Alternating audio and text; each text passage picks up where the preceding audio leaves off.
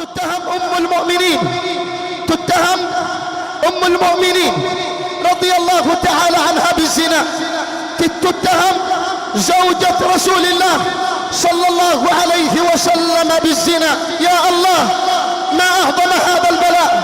صدق الله عز وجل إذ يقول ألف لام ميم أحسب الناس أن يتركوا أن يقولوا آمنا وهم لا يفتنون. صدق الجبار إذ يقول أم حسبتم أن تدخلوا الجنة ولما يأتكم مثل الذين خلوا من قبلكم مستهم البأساء والضراء وزلزلوا. صدق الجبار إذ يقول ما كان الله ليذر المؤمنين على ما أنتم عليه حتى يميز الخبيث من الطيب، وما كان الله ليطلعكم على الغيب ولكن الله يجتبي من رسله من يشاء. فآمنوا بالله ورسله. وقال الله عز وجل أم حسبتم أن تدخلوا الجنة ولما يعلم الله الذين جاهدوا منكم ويعلم